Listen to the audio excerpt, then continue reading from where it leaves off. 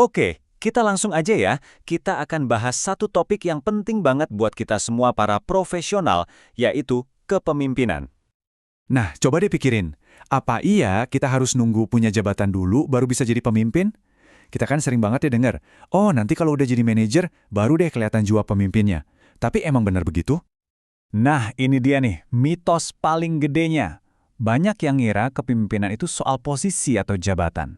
Padahal, kenyataannya, kepemimpinan itu murni soal keahlian. Dan poin pentingnya, ini adalah keahlian yang bisa kita semua bangun. Siapapun dan bisa dimulai, ya hari ini juga. Oke, jadi dalam paparan kali ini, kita akan sama-sama merakit toolkit kepemimpinan kita.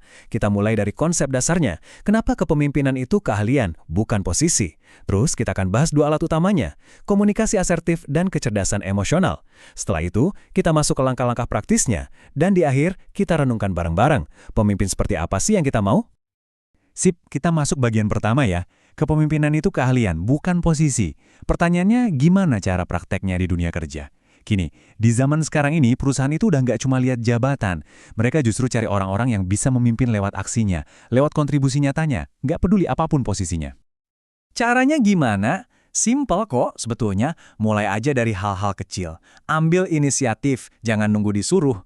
Kalau ada masalah jangan cuma ngeluh, tapi coba tawarkan solusi. Jadilah orang yang bisa diandalkan, yang bawa aura positif di tim. Kuncinya itu, bangun kepercayaan lewat konsistensi dan tanggung jawab.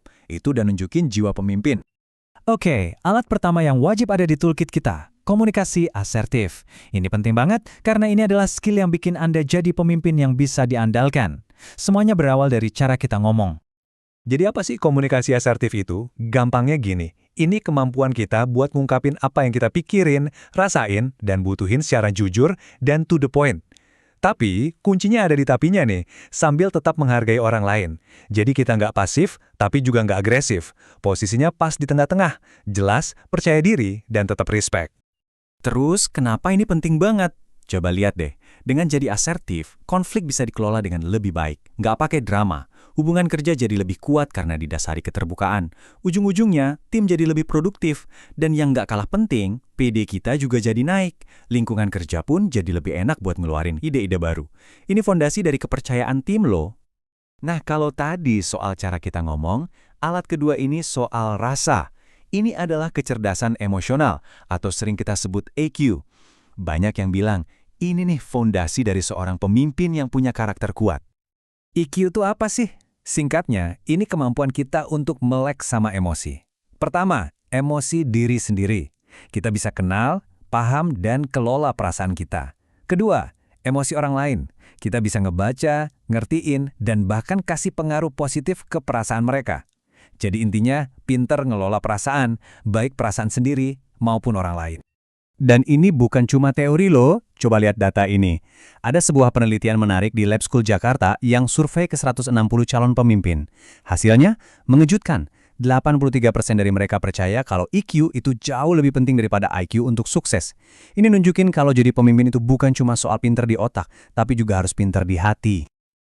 Oke, kita udah punya dua alat utamanya, komunikasi asertif dan EQ. Sekarang pertanyaannya, gimana cara ngasahnya? Nah, di bagian ini kita akan bahas langkah-langkah praktisnya, yang bisa Anda mulai ya hari ini juga. Ini dia 4 langkah konkret yang bisa langsung Anda coba. Pertama, mulai dari diri sendiri. Coba dia lebih sadar, ini sebenarnya saya lagi ngerasain apa sih? Tujuan saya apa? Kedua, waktu ngomong, coba pakai pernyataan saya. Jadi bukan kamu salah, tapi saya merasa. Ini cara ngasih perspektif tanpa nyalahin. Ketiga, ambil tanggung jawab kecil.